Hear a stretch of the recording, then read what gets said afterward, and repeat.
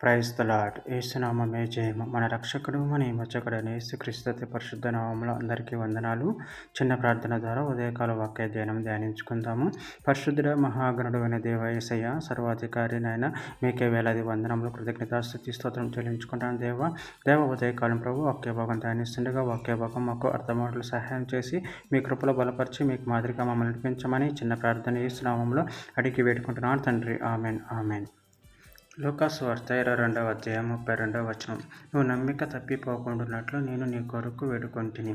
నీ మనసు తిరిగిన తరువాత నీ సహోదరులను స్థిరపరచమని చెప్పాను. ఆమెన్. దేవుని వాక్య భాగం దీవించును కాక. ప్రభునందు ప్రియులారా, ఇక్కడ వాక్య భాగంలో గమనించినట్లయితే, నీ నమ్మిక తప్పిపోకుండానట్లు నేను నీ కొరకు వేడుకొంటిని. నీ మనసు తిరిగిన తరువాత నీ సహోదరులను స్థిరపరచమని చెప్పాను. అదేవిధంగా వాక్య భాగంలో గమనించినట్లయితే రోమీయులకు రాసిన పత్రిక 5వ అధ్యాయం 9-10 వచనాలలో, కాబట్టి ఆయన రక్తం వలన ఇప్పుడు నీతిమంతులుగా తీర్చబడి మరింత నిశ్చయముగా ఆయన ద్వారా ఉగ్రత నుండి రక్షింపబడుదుము. ఏలియనగా శత్రువులమై ఉండగా ఆయన కుమారుని మరణం ద్వారా మనము దేవునితో సమాధానపరచబడిన ఎడల సమాధానపరచబడిన వారమే ఆయన జీవించుట చేత మరి నిశ్చయముగా రక్షింపబడుదుము.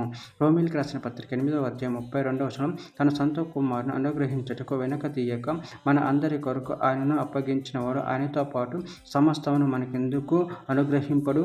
రోమీయులకు రాసిన పత్రిక 8వ అధ్యాయం 34వ వచనం, శిక్ష విధించువాడెవడు చనిపోయిన క్రీస్తు యేసే, అంతేకాదు మృతులలో నుండి లేచిన వాడును దేవుని కుడిపార్శ్వమున ఉన్నవాడును మన కొరకు విజ్ఞాపనము కూడా చేయువాడును ఆయనే.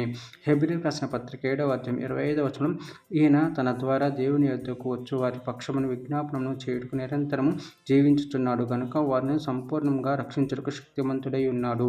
పేతురు రాసిన మొదటి పత్రిక 1వ అధ్యాయం 5వ వచనం, కడవరి కాలమందు బయలుపరచబడుటకు సిద్ధంగా ఉన్న రక్షణ మీకు కలుగునట్లు విశ్వాసం ద్వారా దేవుని శక్తి చేత కాపాడబడు మీ కొరకు ఆ స్వాస్థ్యం పరలోకమందు భద్రపరచబడి ఉన్నది.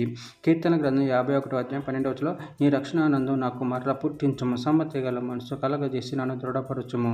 చివరిగా ఒక మాట, పేతురు రాసిన మొదటి పత్రిక 1వ అధ్యాయం 13వ వచనంలో, కాబట్టి మీ మనసు అను నడుము కట్టుకొని నిబ్బరమైన బుద్ధి కలవారై యేసుక్రీస్తు ప్రత్యక్షమైనప్పుడు మీకు తేబోడు కృప విషయమై సంపూర్ణ నిరీక్షణ కలిగి ఉండుడి. ఆ దేవుడి వాక్య భాగం దీవించిన కాక చిన్న ప్రార్థన చేసుకుందాము. పరిశుద్ధుడా, ప్రేమగలని దేవేశయ్య, నాయన మీరు ఇచ్చిన వాక్య దానిని బట్టి ప్రభు కృతం చెల్లించుకుంటూ, నాయన మీరే మాకు సర్వాధికారి ఉన్నారు ప్రభావ, దాన్ని బట్టి ప్రభు కృతం చెల్లించుకుంటూ మా మనసును స్థిరపరచుకుని నిన్ను మహిమపరచుకుని పరిశుద్ధం బలను మాకు అనుగ్రహించి మీ ప్రేమ కృపను మమ్మల్ని నిరంతరం కాచి కాపాడమని చిన్న ప్రార్థన చేస్తున్నాము. అడిగి వేడుకుంటున్నాను తండ్రి. ఆమెన్.